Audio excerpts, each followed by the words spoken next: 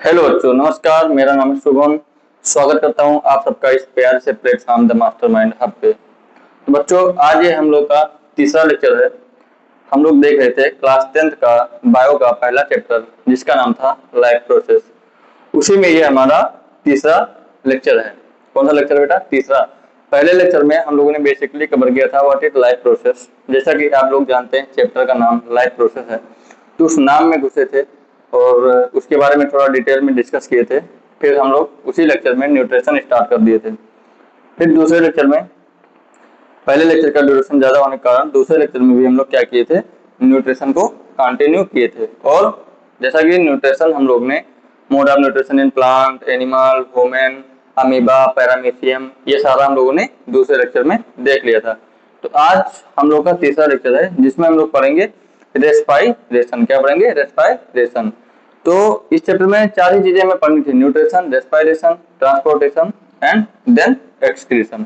तो इस चैप्टर के दूसरे टॉपिक पे हम लोग आ गए हैं, रेस्पायरेशन। तो रेस्पायरेशन क्या होता है? Respiration, the process through which releasing the energy is called respiration. The process of releasing energy from food is called respiration. Food से जो एनर्जी हम लोग रिलीज करते हैं, फिर उसको यूटिलाइज करते हैं अपनी बॉडी में, उसी प्रोसेस को हम लोग क्या कहते हैं? रेस्पायरेशन कहते हैं। अभी लगभग बच्चों को ये कंफ्यूजन होगा, बच्चे यही जानते होंगे कि जो रेस्पायरेशन होता है और ब्रीथिंग होता है वो दोनों एक ही चीज होता है, लेकिन ऐसा नहीं है। ब्रीदिंग का मतलब होता है सांस लेना, सांस छोड़ना, लेकिन रेस्पायरेशन का जो मतलब होता है वो ये होता है कि फूड से एनर्जी को रिलीज कराना, देन उसके बाद में उसको यूटिलाइज करना। तो पहला हम लोग इसमें यही देखेंगे, डिफिनेशन लिखते हैं रेस्पायरेशन का। What is respiration? तो respiration, the process of releasing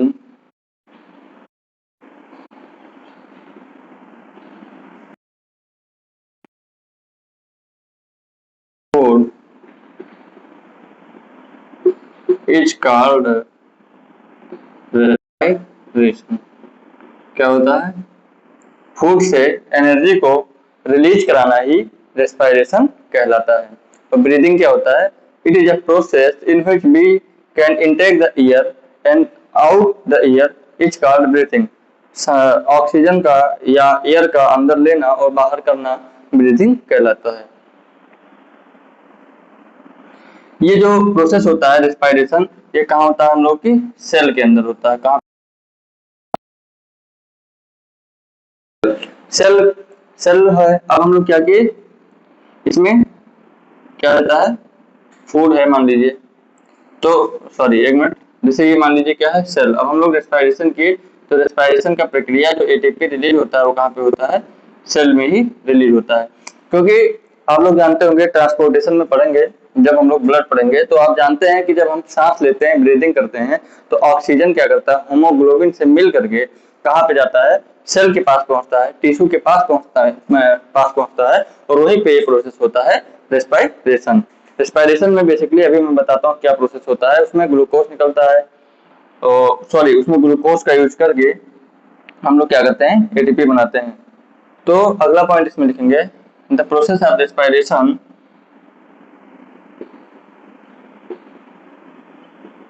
the process of respiration takes place inside the cell. inside the cell। जो रेस्पायरेशन प्रोसेस है वो हमारी बॉडी में कहाँ पे होता है? सेल के अंदर होता है। कहाँ पे होता है? सेल के अंदर होता है।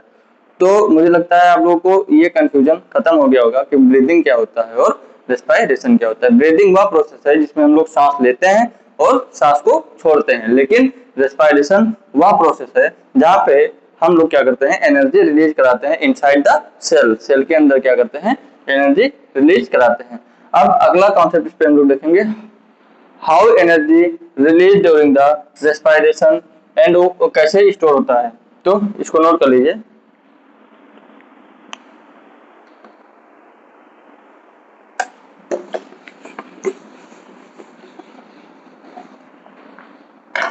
अगला कॉन्सेप्ट है हाउ एनर्जी रिलीज। एनर्जी कैसे रिलीज होती है during respiration is stored. Energy हम लोग को किस फॉर्म में स्टोर रहती है, जो एनर्जी रिलीज होती है ड्यूरिंग रेस्पिरेशन वो किस फॉर्म में स्टोर रहती है। तो the energy release during respiration is stored in the form of ATP. ATP means adenosine triphosphate. तो वही पॉइंट यहाँ पे लिखते हैं, the energy release during the respiration is stored in the form of ATP। किसके में स्टोर होती है, एटीपी के फॉर्म में स्टोर होती है। अब एटीपी कैसे बनता है, जैसे मैंने बताया, जैसे हम लोगों के लिए पैसा जरूरी है, पॉइंट्स जरूरी हैं, ऐसे ही हमारी बॉडी के लिए एटीपी बहुत जरूरी है। कोई भी प्रक्रिया हमें करना है, जैसे हमें दौड़ना है, एक्सरसाइज करना है, कोई वर्क करना है, पढ़ना है, तो उन सारी चीजों के लिए हमारी बॉडी क्या यूटिलाइज करती है, एटीपी का यूटिलाइज करती है। अब एटीपी जैसे कि मैंने बताया, अब एटीपी कैसे बनता है, एटीपी पहले तो इसका फुल फॉर्म लिखते हैं। एटीपी, एटीपी का होता है एडेनोसिन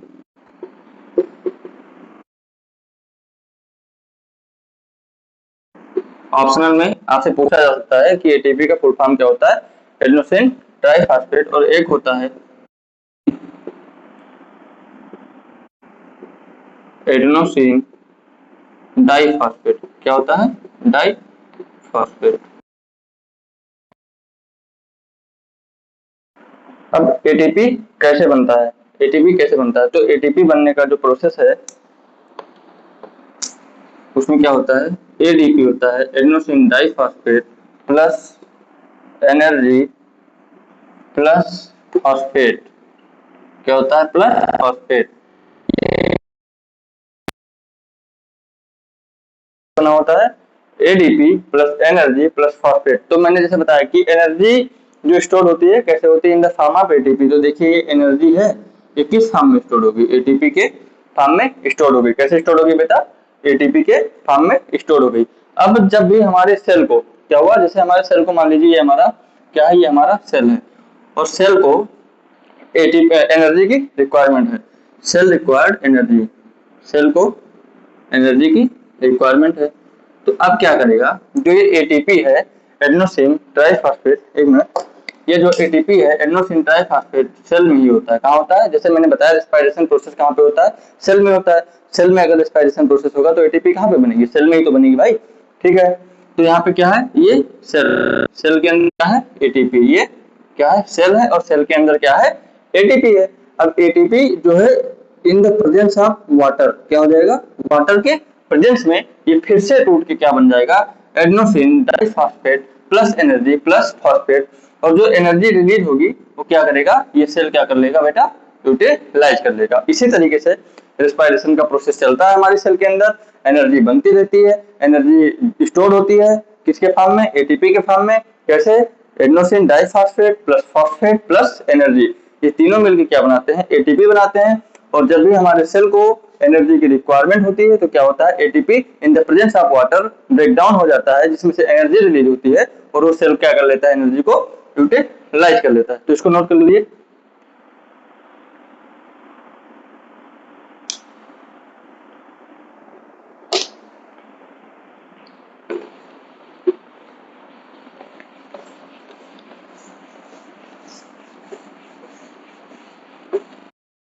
अब अगला कॉन्सेप्ट हम लोग देखेंगे, टाइप्स ऑफ रेस्पिरेशन। एक होता है एनारोबिक रेस्पिरेशन, एक होता है aerobic respiration. Aerobic means in the presence of oxygen, and anaerobic मतलब in the absence of oxygen. जहाँ पे ऑक्सीजन नहीं प्रेजेंट होता है उसे एनारोबिक कहते हैं, और जहाँ पे ऑक्सीजन प्रेजेंट होता है उसे एरोबिक कहते हैं। तो आइए इसको पहले नोट करते हैं फिर समझते हैं।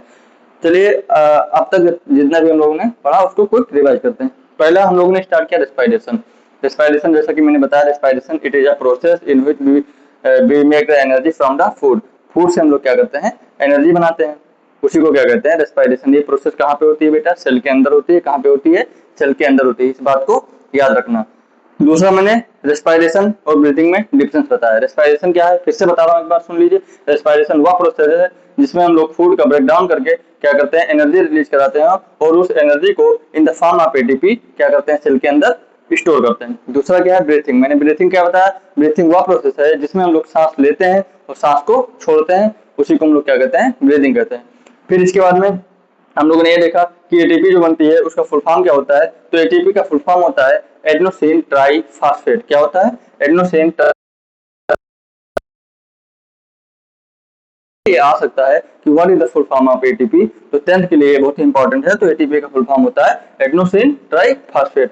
फिर इसके बाद में हम लोगों ने देखा कि मान लीजिए एटीपी के फॉर्म में तो स्टोर होता है, तो एटीपी कैसे बनती है। तो एटीपी में मेनली तीन चीजें होती हैं। क्या होती हैं, तीन चीजें होती हैं। एक होता है एडीपी। एडीपी का मीन्स होता है एडेनोसिन डाइफॉस्फेट, दूसरा होता है उसमें फॉस्फेट और तीसरा होता है एनर्जी। यही तीन मिलकर क्या बनाते हैं, एटीपी बनाते हैं। अब एटीपी बन गया, मान लीजिए हमारे सेल के अंदर क्या है, एटीपी है।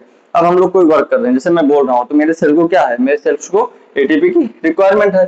तो जब एटीपी की रिक्वायरमेंट है तो एटीपी से भाई वो एनर्जी एटीपी के अंदर ही तो है, एटीपी के फॉर्म में ही तो एनर्जी स्टोर्ड है, ठीक है। तो अब हमें एनर्जी चाहिए तो क्या करेंगे, उस एटीपी का ब्रेकडाउन करना पड़ेगा। तो उस एटीपी का breakdown in the presence of water breakdown हो जाता है। जब ब्रेकडाउन होता है तो फिर से क्या बन जाता है, adenosine diphosphate plus phosphate plus energy, और वही एनर्जी हम लोग की बॉडी क्या कर लेती है, यूटिलाइज कर लेती है। यही रेस्पिरेशन का प्रोसेस हम लोग के सेल के अंदर चलता रहता है, जिससे हम लोग को क्या मिलती है, एनर्जी मिलती है। अब इसके बाद हम लोग स्टार्ट करने जा रहे हैं टाइप्स ऑफ रेस्पिरेशन। तो बच्चों अब हम लोग देखते हैं टाइप्स ऑफ रेस्पिरेशन। तो रेस्पिरेशन जैसा कि मैंने आपको बताया दो प्रकार का होता है, एक होता है एरोबिक रेस्पिरेशन, दूसरा होता है एनारोबिक रेस्पिरेशन। एरोबिक रेस्पिरेशन वो प्रोसेस है जिसमें ऑक्सीजन प्रेजेंस होता है। In the presence of oxygen glucose break down होता है in the form of CO2 and water, carbon dioxide and water में ब्रेक डाउन होता है। और एनारोबिक रेस्पिरेशन वह रेस्पिरेशन है जिसमें क्या होता है, जिसमें क्या होता है, ऑक्सीजन अब्सेंट होता है, और जब ऑक्सीजन अब्सेंट होता है तो ग्लूकोज फाइनली ब्रेक डाउन होता है in the form of ethanol and CO2 and ATP। किसमें, ethanol and CO2 and ATP। तो इस पॉइंट्स को हम लोग लिखते हैं कि एरोबिक रेस्पिरेशन क्या होता है, एनारोबिक रेस्पिरेशन क्या होता है, जो इसके रिएक्शंस हैं उसको लिखते हैं। तो ऐसा करते हैं हम लोग, पहले एरोबिक रेस्पिरेशन का देखते हैं। क्या देखते हैं पहले, aerobic respiration.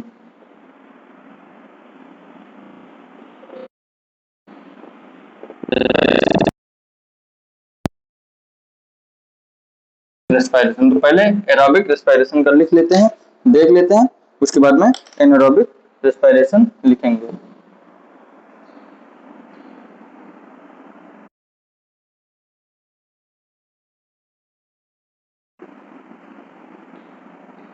The respiration which uses oxygen, is called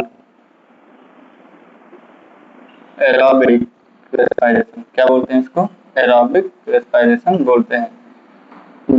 जिस भी रेस्पिरेशन में ऑक्सीजन का यूज होता है उसको हम लोग क्या बोलते हैं, एरोबिक रेस्पिरेशन बोलते हैं। दूसरा पॉइंट इसमें क्या होता है, glucose is completely break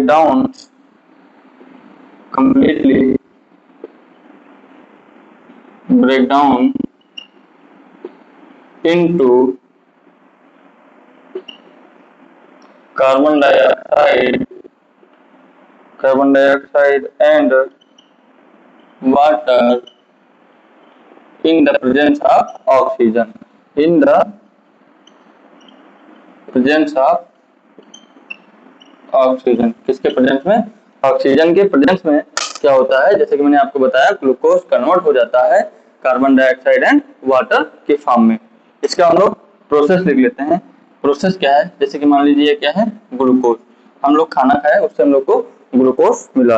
glucose कैसा है, 6 कार्बन मॉलिक्यूल होता है। ग्लूकोज में कितने कार्बन प्रेजेंट होते हैं, 6 कार्बन प्रेजेंट होते हैं। तो ये कैसा है, 6 कार्बन मॉलिक्यूल है। अब ग्लूकोज से क्या होता है, ये मान लीजिए हम लोग का क्या है, ये मान लीजिए हम लोग का सेल है। ये सेल का क्या होता है, अंदर का पार्ट साइटोप्लाज्म। तो सेल के साइटोप्लाज्म में क्या होता है, ग्लूकोज। तो साइटोप्लाज्म में एक प्रोसेस होता है जो कि आप हायर क्लास में पढ़ेंगे, जिसको हम लोग बोलते हैं ग्लाइकोलिसिस। ग्लाइकोलिसिस में क्या होता है, ग्लूकोज से क्या बन जाता है साइटोप्लाज्म में, पायरुवेट बन जाता है। क्या बन जाता है, पायरुवेट बन जाता है। तो ये ग्लूकोज किस में कन्वर्ट हो जाता है, पायरुवेट में कन्वर्ट हो जाता है। ग्लूकोज कन्वर्ट इनटू पायरुवेट, जो कि पायरुवेट कैसा है, 3 कार्बन मॉलिक्यूल। कैसा है बेटा, 3 कार्बन मॉलिक्यूल है। एक ग्लूकोज से क्या होता है, 2 पायरुवेट बनते हैं। कितने पायरुवेट बनते हैं, 2 पायरुवेट। तो देखिए एक ग्लूकोज में कितने मॉलिक्यूल थे, 6 मॉलिक्यूल थे, और एक पायरुवेट में कितने मॉलिक्यूल हैं, 3। तो इसी 3 को 2 से मल्टीप्लाई कर देंगे तो कितने कार्बन हो गए, इसमें भी बेटा 6 कार्बन हो गए। ये प्रोसेस कहाँ पे होता है, साइटोप्लाज्म में होता है। ग्लूकोज से पायरुवेट बनना, ये प्रोसेस कहाँ पे होता है, सेल के साइटोप्लाज्म में होता है। और इस प्रोसेस को ग्लाइकोलाइसिस बोलते हैं। बट आपके सिलेबस में इस प्रोसेस का नाम नहीं लिखा गया है, सिर्फ और सिर्फ ये रिएक्शन मैं आपको बता के समझा रहा हूँ, इसलिए उसको याद करने की कोई जरूरत नहीं है कि इस प्रोसेस के हम लोग क्या बोलते हैं, ग्लाइकोलाइसिस बोलते हैं। अब क्या हुआ, अब अगर मान लीजिए ये क्या होता है, ये पायरुवेट कहा जाता है माइटोकॉन्ड्रिया में। अगर क्या है, प्रेजेंस ऑफ ऑक्सीजन, जैसा कि आप लोग जानते हैं, हम लोग क्या पढ़ रहे हैं, एरोबिक रेस्पिरेशन। एरोबिक रेस्पिरेशन में क्या होता है, ऑक्सीजन प्रेजेंट होता है। तो ही मैंने बताया कि ग्लूकोज से क्या बना, पायरुवेट बना। अब अगर ऑक्सीजन प्रेजेंट है कहाँ पे, माइटोकॉन्ड्रिया में, प्रेजेंस इन माइटोकॉन्ड्रिया। माइटोकॉन्ड्रिया को हम लोग क्या बोलते हैं बेटा, पावर हाउस ऑफ सेल, क्योंकि जितनी भी एटीपी का फॉर्मेशन होता है वो कहाँ पे होता है, माइटोकॉन्ड्रिया के अंदर ही होता है। तो अगर ऑक्सीजन प्रेजेंट है और ये कहाँ गया, पायरुवेट कहाँ पे गया, माइटोकॉन्ड्रिया में गया, और माइटोकॉन्ड्रिया में ऑक्सीजन प्रेजेंट है, तो ये क्या बना लेगा, CO2 प्लस H2O, और साथ ही साथ में क्या निकलेगा, एनर्जी। एनर्जी किसके फॉर्म में स्टोर होती है, एटीपी के फॉर्म में स्टोर होती है। और यहाँ पे टोटल कितनी एटीपी मिलती है हम लोग को, 38 एटीपी मिलती है। टोटल कितनी एटीपी मिलती है बेटा, 38 एटीपी मिलती है। इस एरोबिक रेस्पिरेशन में हम लोग को जब माइटोकॉन्ड्रिया में पायरुवेट पहुंचता है, तो जब कार्बन डाइऑक्साइड, वाटर और साथ ही साथ एनर्जी मिलती है, तो एनर्जी हम लोग को कितनी मिलती है, एनर्जी 38 एटीपी मिलती है। अब जैसा कि आप लोग मैं पहले ही बता चुका हूँ, एटीपी के फॉर्म में ही क्या होता है, एनर्जी स्टोर होता है। तो टोटल कितनी एटीपी हम लोग को मिलती है, 38 एटीपी मिलती है। यहाँ पे क्या होता है, 38 एटीपी मिल गई। इस प्रोसेस को भी हम लोग क्या बोलते हैं, क्रेब्स साइकिल बोलते हैं। हालांकि आपको याद करने की कोई जरूरत नहीं है, आपके सिलेबस में नहीं है, मैंने बस आपको बोल के बता दिया। एक तरफ से सुनिए, एक तरफ से निकाल दीजिए। सिर्फ और सिर्फ आपको ये प्रोसेस याद रखना है कि कैसे कैसे ये चीजें होती हैं एरोबिक रेस्पिरेशन में, ये चीजें कैसे कैसे होती हैं। तो एक बार फिर से एरोबिक रेस्पिरेशन का हम लोग क्विक रिवीजन करते हैं। एरोबिक रेस्पिरेशन वह रेस्पिरेशन प्रोसेस है जिसमें ऑक्सीजन का प्रेजेंस होता है, ऑक्सीजन प्रेजेंट रहता है। फिर दूसरा पॉइंट मैंने लिखा, glucose is completely break down into the carbon dioxide and water. जैसा कि आप लोग देख सकते हैं, ये क्या था आपका, ग्लूकोज कंप्लीटली ब्रेक डाउन हो गया कार्बन डाइऑक्साइड और वाटर में, कंप्लीटली ब्रेक डाउन हो गया। फिर मैंने इसका जो रिएक्शन था, जो प्रोसेस था, वो मैंने लिखा, क्या होता है, ग्लूकोज कैसा होता है बेटा, 6 कार्बन मॉलिक्यूल होता है। कैसा होता है, 6 कार्बन मॉलिक्यूल होता है। वो कहाँ पे, साइटोप्लाज्म में। ये जैसे मैंने सेल बनाया, सेल के अंदर की जो चीजें होती है उसको क्या बोलते हैं, साइटोप्लाज्म। और साइटोप्लाज्म में ग्लूकोज होता है, इसीलिए वहां पे क्या होता है, ग्लूकोज से पायरुवेट में कन्वर्ट हो जाता है। पायरुवेट जो होता है वो 3 कार्बन मॉलिक्यूल होता है, ग्लूकोज तो 6 कार्बन मॉलिक्यूल था। तो 3 कार्बन कहाँ गया बेटा, कहीं गया नहीं, ये 2 पायरुवेट में कन्वर्ट हो जाता है। कितने में, 2 पायरुवेट बनते हैं। एक पायरुवेट में 3 कार्बन, तो 2 पायरुवेट में 6 कार्बन। इस प्रोसेस को हम लोग क्या बोलते हैं, ग्लाइकोलाइसिस बोलते हैं, जो कि आपके सिलेबस में नहीं लिखा है, तो आपको याद करने की कोई जरूरत नहीं है। अब क्या हुआ, जब ये 2 पायरुवेट बने, तो अब क्या होगा, ये जाएगा माइटोकॉन्ड्रिया में। कहाँ पे जाएगा, माइटोकॉन्ड्रिया में। अगर माइटोकॉन्ड्रिया में ऑक्सीजन प्रेजेंट है, क्या है, अगर माइटोकॉन्ड्रिया में ऑक्सीजन प्रेजेंट है, तो ये किस में कन्वर्ट हो जाता है, CO2 plus H2O and gives energy. Energy कितनी मिलती है हम लोग को, 38 एटीपी मिलती है। स्टार्टिंग में बता दिया, एनर्जी किसके फॉर्म में स्टोर होती है, एटीपी के फॉर्म में स्टोर होती है। तो ये था आपका एरोबिक रेस्पिरेशन। एक पॉइंट इसमें और लिख लीजिए नोट डाल के, मोस्ट ऑफ द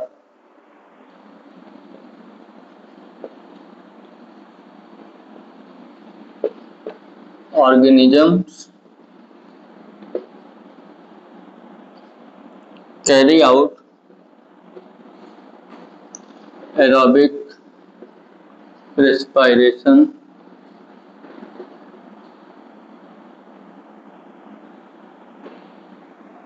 बस। क्या होता है, ज्यादातर जो ऑर्गेनिज्म होते हैं वो क्या करते हैं, एरोबिक रेस्पिरेशन करते हैं। तो हम लोग देखिए पहले रेस्पिरेशन। रेस्पिरेशन क्या होता है, रेस्पिरेशन वो प्रोसेस होता है जिसमें हम लोग फूड का ब्रेक डाउन करते हैं और एनर्जी रिलीज कराते हैं। फिर हम लोग ने रेस्पिरेशन और ब्रीथिंग में डिफरेंस देखा। ब्रीथिंग क्या होता है, जैसा कि मैंने बताया, बहुत बच्चों को ये नहीं पता होगा ब्रीथिंग और रेस्पिरेशन में कोई डिफरेंस होता है। सबको ये लगता होगा सांस लेना सांस छोड़ना रेस्पिरेशन है और सांस लेना सांस छोड़ना ही ब्रीथिंग है, लेकिन ऐसा नहीं है। ब्रीदिंग का मतलब होता है सांस लेना सांस छोड़ना, और रेस्पिरेशन का मतलब होता है फूड का ब्रेक डाउन करके क्या करना, एनर्जी रिलीज कराना। फिर हम लोगों ने देखा कैसे कैसे फूड का ब्रेक डाउन होता है, कैसे एनर्जी रिलीज होती है, एनर्जी किस फॉर्म में स्टोर होती है, एनर्जी एटीपी के फॉर्म में स्टोर होती है। फिर हम लोगों ने एटीपी का फुल फॉर्म देखा। एटीपी का फुल फॉर्म था एडेनोसिन ट्राइफॉस्फेट। फिर एडीपी का फुल फॉर्म देखा, जिसका हम लोग फुल फॉर्म देखे एडेनोसिन डाइफॉस्फेट। एटीपी जो स्टोर होती है उनमें तीन चीजें पाई जाती हैं। जो एटीपी मिलकर बनती है वो तीन चीजों से मिलकर बनती है। पहला होता है एडीपी, दूसरा होता है फास्फेट, और तीसरा क्या होता है, एनर्जी। मेन हम लोग को क्या करना था, एनर्जी को ही एटीपी के फॉर्म में स्टोर कराना था।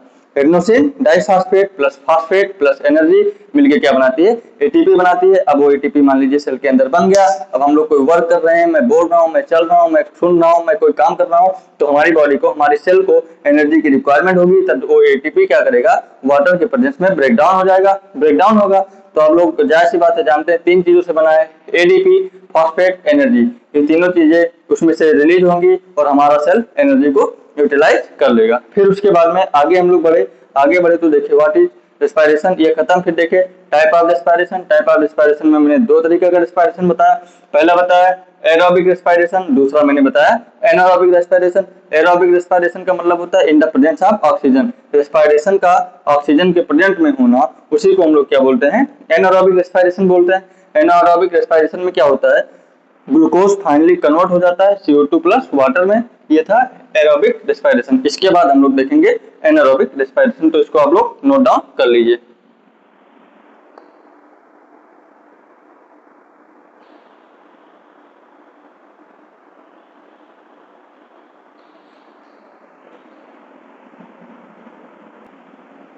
तो बच्चों अब हम देखते हैं एनारोबिक रेस्पिरेशन। जैसा कि मैंने बताया aerobic in the presence of oxygen, और एनारोबिक मतलब in the absence of oxygen, means without oxygen. तो लिखते हैं पहले anaerobic respiration.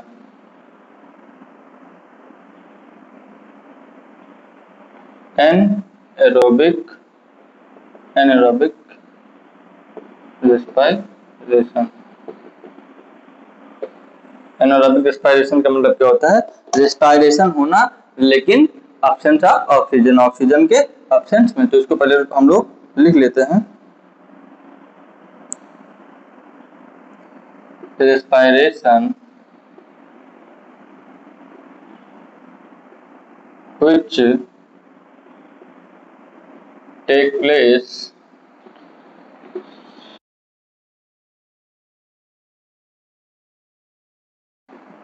oxygen is called anaerobic respiration।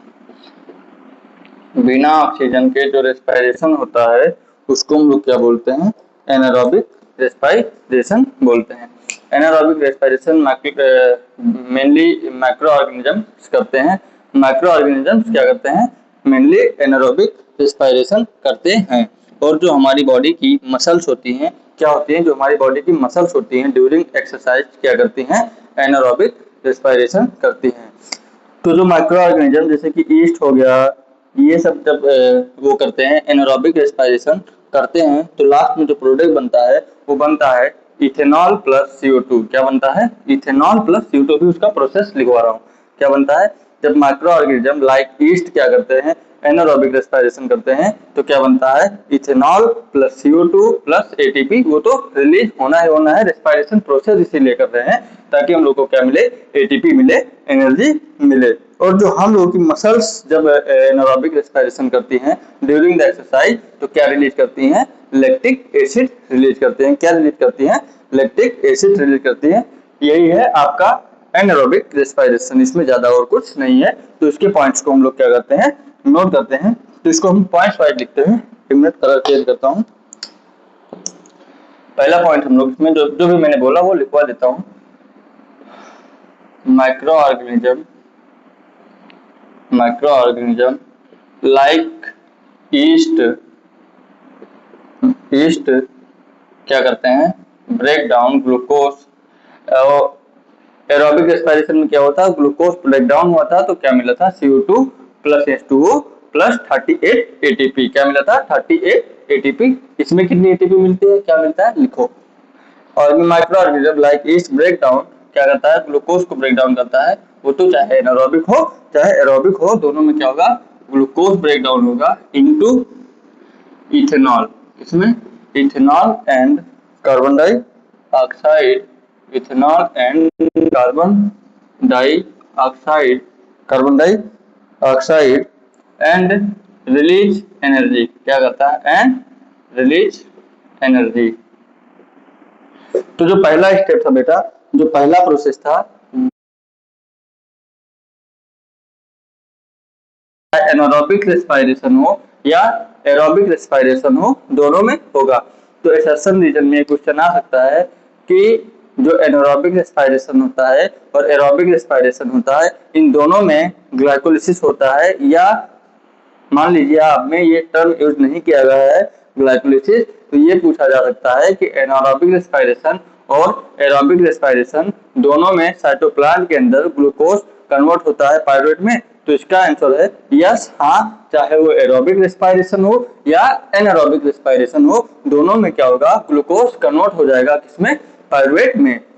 तो पहला तो स्टेप वही हो जाएगा कि ग्लूकोज, एक मिनट, ग्लूकोज जो कि कैसा है, 6 कार्बन मॉलिक्यूल है, 6 कार्बन मॉलिक्यूल। इस C का मतलब है यहाँ पे कार्बन, और ये किस में कन्वर्ट हो जाता है, 3 कार्बन मॉलिक्यूल है। कैसा है, 3 कार्बन मॉलिक्यूल है। ये जो प्रोसेस होता है, ये प्रोसेस कहाँ पे होता है, एक मिनट, ये प्रोसेस कहाँ पे होता है, ये प्रोसेस जो होता है आपका, ये साइटोप्लाज्म में होता है, सेल के साइटोप्लाज्म में होता है। फिर से एक बार बता देता हूँ साइटोप्लाज्म क्या होता है। मान लीजिए ये क्या है आपका सेल है, सेल के अंदर जितनी भी चीजें हैं प्रेजेंट हैं, इसी को तो हम लोग क्या बोलते हैं, साइटोप्लाज्म बोलते हैं। तो ये स्टेप तो उसमें भी हुआ था एरोबिक रेस्पिरेशन में, ग्लूकोज से पायरुवेट बनना। यहाँ पे एक चीज और याद रखिए, कितने पायरुवेट बनते हैं, 2 पायरुवेट बनते हैं, इसलिए इसको 2 से मल्टीप्लाई कर देंगे। 6 कार्बन यहाँ थे, 6 कार्बन यहाँ भी हो गए जब 2 पायरुवेट बना। अब क्या होता है, ये सारी चीजें कहाँ गई, ये सारी चीजें हम लोग की गई माइटोकॉन्ड्रिया में। कहाँ गई, माइटोकॉन्ड्रिया में। अब क्या होता है, अब क्या होता है, माइटोकॉन्ड्रिया छोड़ो, ईस्ट का बात कर रहे हैं हम लोग। तो यहाँ क्या हो गया, इन absence of oxygen, absence of oxygen, oxygen के अब्सेंस में ये क्या हो गया, कन्वर्ट हो गया ethanol plus CO2 plus ATP। किसमें कन्वर्ट हो गया, किसमें कन्वर्ट हो गया, ethanol plus CO2 plus ATP। कोई बच्चा ये बता सकता है कि यहाँ पे कुल कितनी ATP रिलीज होगी। जैसे कि आप लोग जानते हैं कि एरोबिक रेस्पिरेशन में 38 ATP मिली थी। किसी को अगर पता हो तो कमेंट जरूर करें कि यहाँ पे टोटल कितनी ATP रिलीज होती है, कितनी एनर्जी मिलती है, 2 ATP मिलती है। कितनी मिलती है, 2 मिलती है। याद रखिएगा, जो एरोबिक है उसमें 38 मिली थी, और जो माइक्रो ऑर्गेनिज्म का हम लोग देख रहे हैं ईस्ट में, जब इथेनॉल बनता है, क्या बनता है, इथेनॉल बनता है in the absence of oxygen, तो कितनी ATP मिलती है हम लोग को, 2 ATP मिलती है। इस चीज को याद रखिएगा। अब अगला पॉइंट इसमें हम लोग लिखते हैं, अगला पॉइंट लिखते हैं, जो एनारोबिक रेस्पिरेशन होता है, एनारोबिक रेस्पिरेशन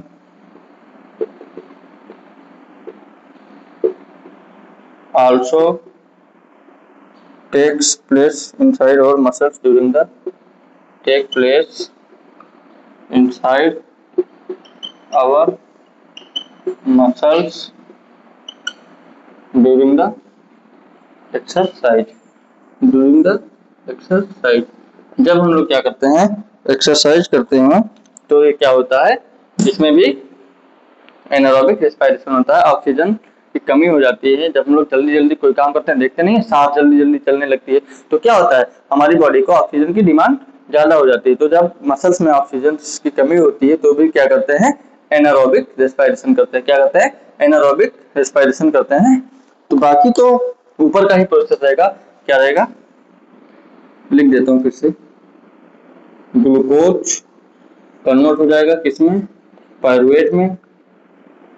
बाकी सेम यही चीजें नोट कर लेना, ये कितने कार्बन का, 6 कार्बन का, ये कितने कार्बन का था, 3 कार्बन का, और इसको 2 से मल्टीप्लाई कर देंगे। ये प्रोसेस कहाँ पे होगा, साइटोप्लाज्म में होगा। लेकिन अब क्या होगा, in our muscles in the absence of oxygen, क्या होगा, in the absence of oxygen, oxygen का अब्सेंस है कहाँ पे, ये प्रोसेस कहाँ पे होता है, ये रेस्पिरेशन मसल सेल में हो रहा है। कहाँ पे हो रहा है, मसल सेल में हो रहा है, जो हमारे मसल्स के सेल है इसमें होता है। अब भाई याद रखना, मसल सेल्स में हो रहा है, सेल्स में क्यों हो रहा है, क्योंकि रेस्पिरेशन सेल में ही होता है। कहाँ पे होता है, रेस्पिरेशन वो प्रोसेस होता है कहाँ पे होता है, इनसाइड द सेल होता है। जब रेस्पिरेशन हम लोग कवर किए उसी में देख लिए कि रेस्पिरेशन सेल के अंदर होता है। अब क्या होगा इसमें, इन द एब्सेंस ऑफ ऑक्सीजन क्या होता है, पायरुवेट कन्वर्ट हो जाता है, किसमें कन्वर्ट होता है, अभी मैंने आप लोग को बताया था, कन्वर्ट हो जाता है लैक्टिक एसिड में और CO2 में और ATP में। किसमें कन्वर्ट हो जाता है, लैक्टिक एसिड में और CO2 में और ATP में। भाई रेस्पिरेशन का आखिरी उद्देश्य हम लोग का यही है, क्या करना है, एनर्जी को रिलीज कराना इन the form of ATP, ATP के फॉर्म में एनर्जी को रिलीज कराना। यहाँ भी कितनी ATP मिलती है, 2 ATP मिलती है। तो ये था हम लोग का रेस्पिरेशन। रेस्पिरेशन में एनारोबिक रेस्पिरेशन, एरोबिक रेस्पिरेशन। पहले हम लोग एरोबिक रेस्पिरेशन देखे, फिर एनारोबिक रेस्पिरेशन देखे। इसको हम लोग क्विक रिवाइज करते हैं। एरोबिक रेस्पिरेशन वह रेस्पिरेशन होता है जो ऑक्सीजन की प्रेजेंस में होता है, ठीक है। रेस्पिरेशन हमेशा सेल के अंदर होता है, ठीक है।